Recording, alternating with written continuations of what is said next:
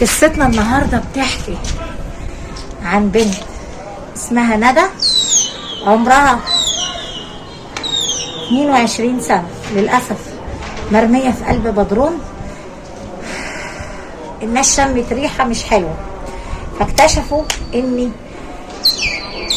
بنت الجيران مش موجودة.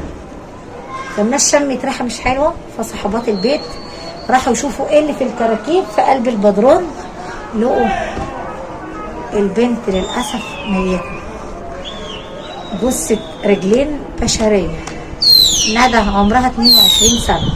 ندى طبعا قاعدين في شبرا الخيمة. شبرا الخيمة دي بالجيزة في مصر، يعني في القاهرة. لو انت فعلا بتحبني من قلبك، لايك، كومنت حلو، سبسكرايب. طبعا يا حلوين مش عارفين يعني ايه. المهم كل ده عشان 2000 ونص. يعني ايه هنا 2000 ونص دول؟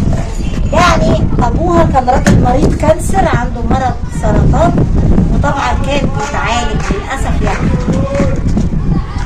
بيتعالج ماشي. راحت تشتغل في مصنع خياطه، تشتغل في علبيه حلوين عشان تقدر توفر للاب فلوس، وان هي تدفع مصاريفه والادويه والكلام ده كله. كانت هي اكبر واحده على اخواتها، كانت اكبر واحده على اخواتها. ماشي. وبعدين ابتدوا يستلفوا فلوس كتير. الام راحت رمياه، عنده 3 بنات، سابته يتجوز لانه لقيته مريض كانسر. وقالت ايه؟ قالت له انت مريض وما تنفعنيش. البنات ما رضوش يسيبوا ابوهم ولا يتخلوا عنه. طبعا هي دي اكبر واحده عشان تبقوا عارفين، اللي هي ندى بتحب ابوها، وللاسف يا بطل مرتبطه بيه وما هنش عليها تسيبه. طبعا احنا داخلين دي المغربيه، بتلاقي الجو ابتدى ايه يليل.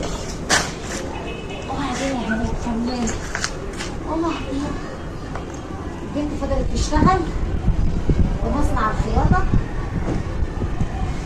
عشان تقدر ايه توفر لابوها الفلوس.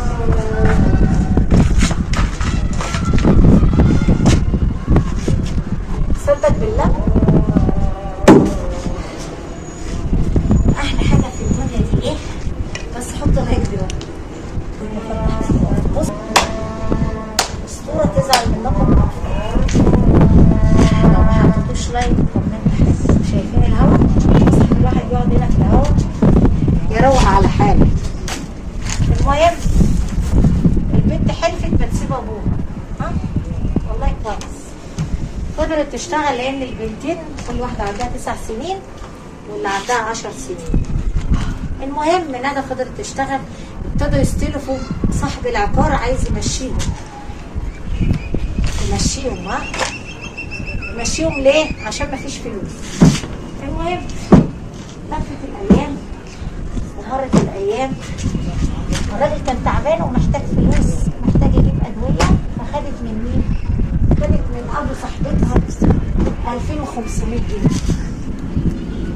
المهم طبعا الراجل عايز الفلوس، قالت له انا قبضي 2000 جنيه مصري، ربنا يسهل هديك كل شهر 500 جنيه من ايه؟ من مرتب. طبعا قال لها ماشي، بس هو كان عينه منها، يعني بالعربي معجب بيه. وبعدين للاسف حب يعمل ايه البطل؟ بقت تروح لصاحبتها. وبعد ما راحت لصاحبتها طبعا يا حلوين الجو ضلم ايه؟ الجو ضلم ايه؟ الجو للاسف ايه؟ ضلم. طبعا يا حلوين للاسف عايز 2000 ونص. قالت له ايه؟ كل مرة يا عمو هديك حاجة، يا عمو. يعني راجل عنده 58 سنة، لا عنده كرامة ولا عنده دين. المهم قتلته كان عينه منها كل ما تيجي داخله عند صاحبتها يقعد يبص عليها من خرم الباب، دايما يبص عليها وهي داخله التواليت. وبعدين للاسف حب يعمل ايه بقى؟ يلوي دراعها. عدى 3 شهور ابوها صحته اتدهورت وما معاش فلوس اصلا تديله، يعني اعمل له ايه يعني؟ قالت له يا عم اصبر عليا شويه ومش عارف ايه.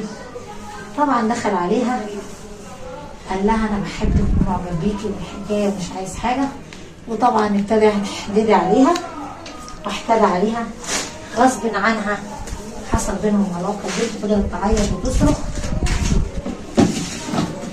لحد ما هي حلوت. ما بنته كمان شافته قالت له ليه كده يا بابا؟ للاسف بنته دخلت عليه ما كانتش موجوده، وعارف يصطاد البنت ازاي. ندى طبعا يا ريت بقى تيجي على اللي احنا بنقوله ده، لا ده ابتدى يجيبها بلطجه عشان خاطر الفلوس. قالت له خلاص همضي لك على وصل امانه. قال لها حتى لو مضيتي على القرد انا كده كده هجيبك. وبعدين للاسف الناس خلاص ضميرهم بقى ميت. مفيش حد النهارده لا عنده دين ولا عنده ضمير. وبعدين الغريبه بقى الحاجه اللي تحسرك حاجه واحده بس، عارف ايه هي؟ اللي يحسرك حاجه واحده، ان الناس باعت ضميرها. كل ده عشان حاسه انا خسيت شويه. الناس باعت ضميرها نهائي. بس احسن حاجه والله ممكن يخس شويه، مش عارفه يمكن بخس عشان محبوسه. محبوسه فين هنا؟ يعني محبوسه في مكان بنام فيه وخلاص، مكان كده عامل زي الزريب. طبعا محبوسه في مكان يخرب بيت المكان اصحابي، محبوسه في مكان وخلاص ما اتخمت فيه، هيموتها واخرتها التراب. المهم يا حلوين للاسف حصل بينهم علاقه يجي 6-7 مرات، والاخر جالها البيت وابوها تعبان ونايم، والاخر راح خانقها وقتلها. اداها بقالها حبه في بطنها وراح لففها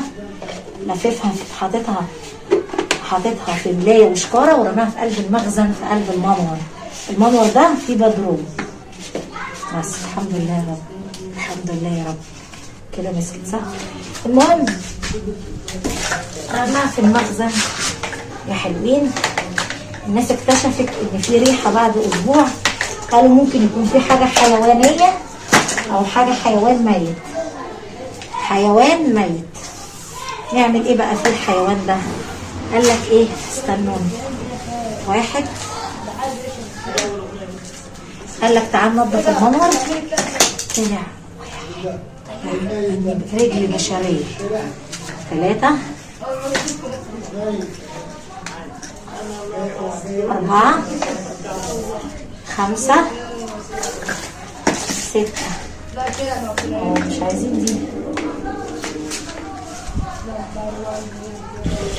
بلاش منها.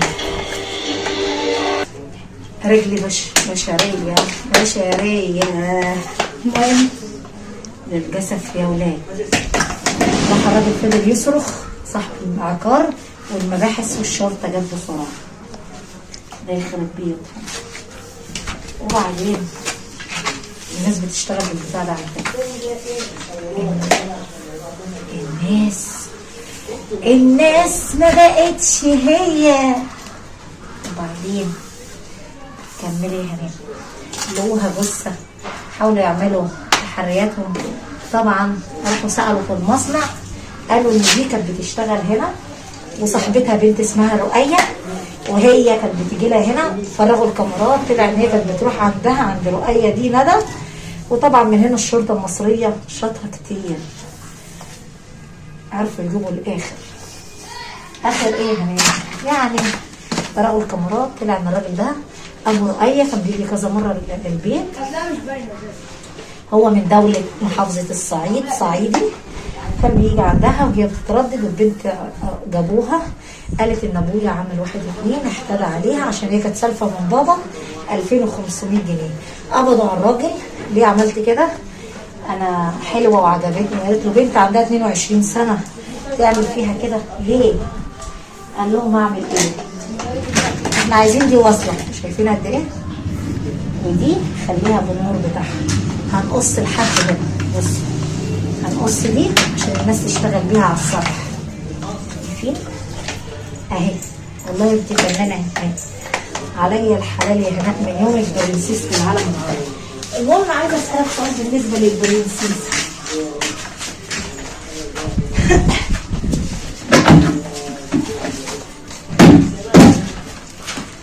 قبض على الراجل وقال لك بكل صراحه ان انا عملت 1 2 عملت معاها غصب عنها. انا باخد اللقطه، انا حلوه وبرضه في ناس تعبانه كتير قوي من هناء الاسطول، بس مش عارفه ليه.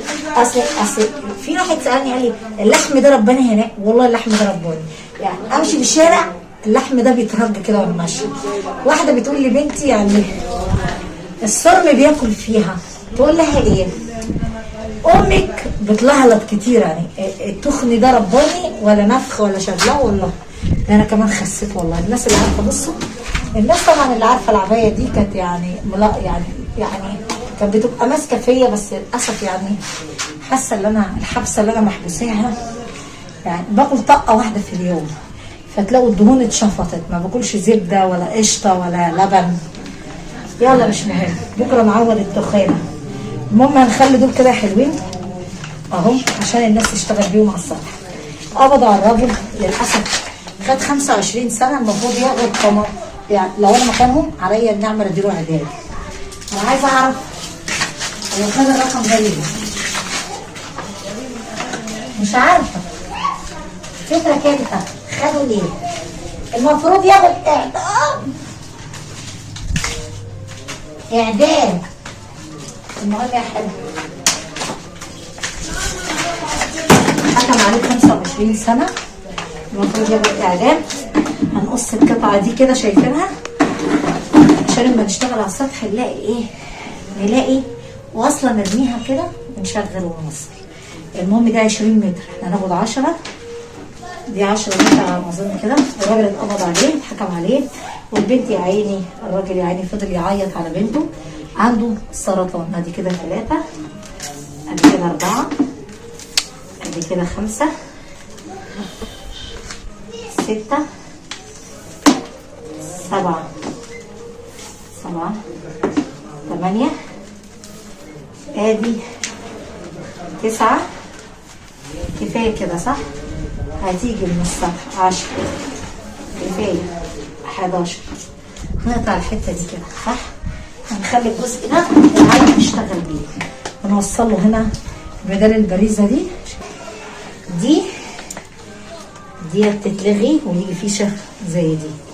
نجيب هنا اما نقص عايزين واحده زي دي، بس ايه زي اللي احنا بنشتغل بيها. المهم ما تشغلوش بالكم انتوا واللي احنا بنهوي فيه.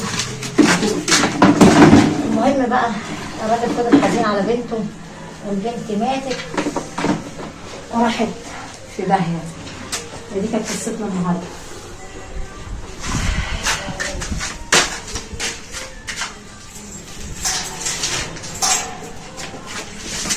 لو عجبتك القصه ما تنساش تحط لايك وكومنت حلو كده وسبسكرايب وتقول لي انا خساره. والله خساره يعني، خساره العبايه دي تبقى فشخله كده.